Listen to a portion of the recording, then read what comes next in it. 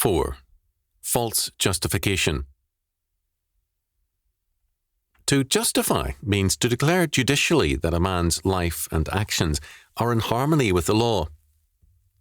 God, as judge of all the earth, Genesis chapter 18, verse 25, is emphatic that he will not justify the wicked. Exodus chapter 23, verse 7. It is the duty of all human judges to abide by God's law, and this means they shall justify the righteous and condemn the wicked. Deuteronomy chapter 25, verse 1. Men can be righteous in their relation to other men, but before the Lord, none are righteous. Romans chapter 3, verse 10. No man can justify himself before God. First, to justify is a legal act, and before God, man is not the judge, but the sinner. Self-justification is false and presumptuous justification because it presupposes that judgment is man's prerogative. It rests on original sin, man's desire to be his own God and judge. Genesis chapter 3, verse 5. Self-justification is thus an aspect of original sin, of man's depravity. Justification is a sovereign legal act by the Lord and can never be a prerogative of man.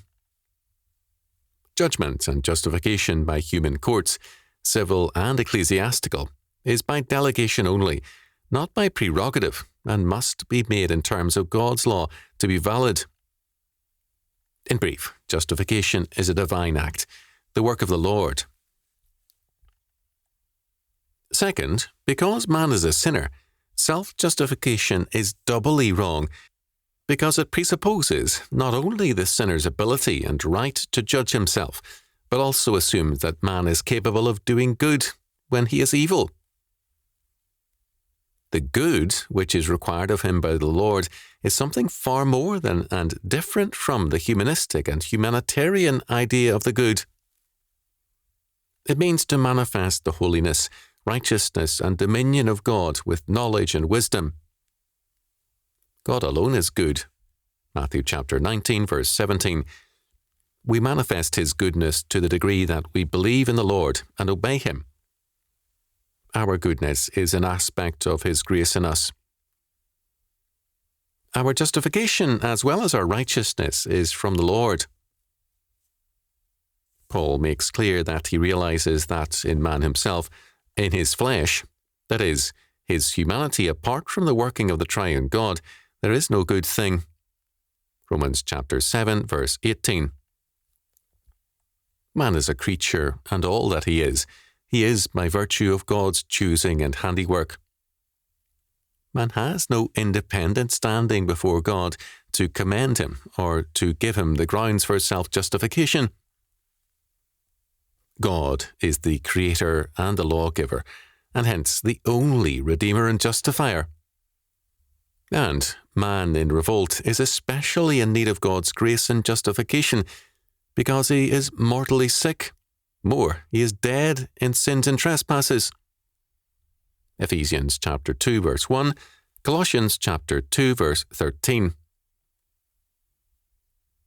However, because man is God's creation, and because God's every work manifests his law and order, man's being cries out for justification. Despite his sin, and despite his already wealthy estate, Esau cried out, begging his father for a blessing. Genesis chapter 27, verse 34. Even so, man's being cries out for justification. The need for it is written in man's bones, in every fibre of his being. Justification is thus a fact of everyday life, of our total life. We commonly say of others, he's trying to justify himself, when men, caught in sin, seek to make themselves righteous or justified in their action. In prison, men justify themselves by looking down on other forms of crime as really low, and their own offences as justifiable.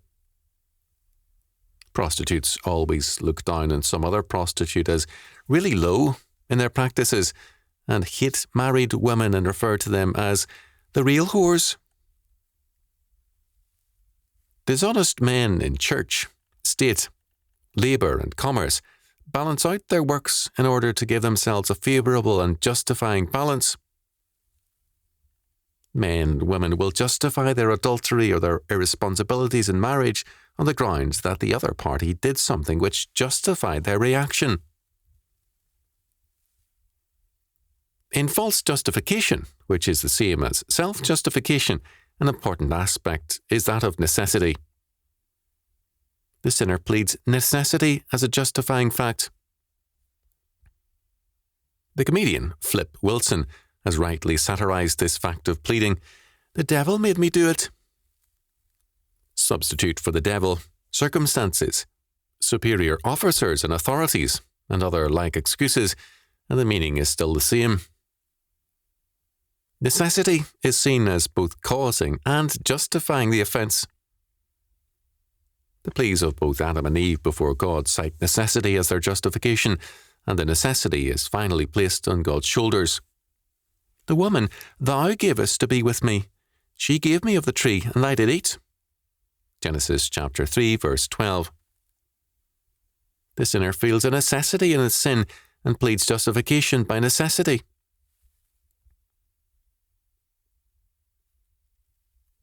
The redeemed man feels another kind of necessity, the necessity to serve and obey the Lord. Paul writes, For though I preach the gospel, I have nothing to glory of, for necessity is laid upon me. Yea, woe is me if I preach not the gospel. 1 Corinthians chapter 9, verse 16. For the unregenerate, sin has a necessity to it, and this is his self-justification. Everybody's doing it. I'm only human, etc. Sin is seen as a part of the condition of humanity, a metaphysical rather than a moral condition. For the regenerate, it is the obedient service to God which is a necessity. Because man is God's creation, man has an inescapable duty to serve and glorify God. Aaron, in the episode of the golden bull calf, insisted on the necessity for his sin. First, he declared that the people made him do it. Thou knowest the people, that they are set on mischief. Second, Aaron claimed that he did not form the calf. The golden calf miraculously formed itself in the fire. And I said unto them, Whosoever hath any gold, let them break it off. So they gave it me, and I cast it into the fire, and there came out this calf. Third, Aaron insisted on calling his sin an aspect of his priestly work, and on confusing the calf and the Lord. And when Aaron saw it, the golden calf, he built an altar before it. And Aaron made proclamation and said, Tomorrow is a feast to the Lord, Jehovah. Exodus chapter 32, verses 1 to 14. Because of man's need for justification, he seeks to relate his sin somehow to God and his righteousness. Aaron called the calf the Lord, Jehovah, and the Marxists vindicate terror as a step towards perfect justice. In every area of life, sin is somehow justified by the sinner. Because the sinner needs justification, he can only justify himself by also justifying his action, that is, his sins. False justification thus ends up as the justification of evil. But to justify evil, we must at the same time indict and condemn the good. Accordingly, the tempter indicts God as liar and evil. Yea, hath God said, Ye shall not die, he declares. God knows that. Instead of death, godhood, divinity awaits you, and he seeks to frustrate you. Thus, false justification begins by trying to raise itself to the level of righteousness, and it concludes with an assault on justice and a vindication of evil and injustice. It is the essence of modern politics to justify envy, theft, murder, the dishonouring of parents, false witness, fraud, idolatry, and more in the name of a supposedly higher good. This higher good is still the old sin. The justification varies. It is in the name of the crown, the republic, the people, the revolution, or anything else man idolizes. Necessity is cited as the reason for whatever sins are committed. They are for the good of the state, the church, or the people, which means that the realm of law and necessity is transferred from God to man. Humanism is at the heart of all false justification.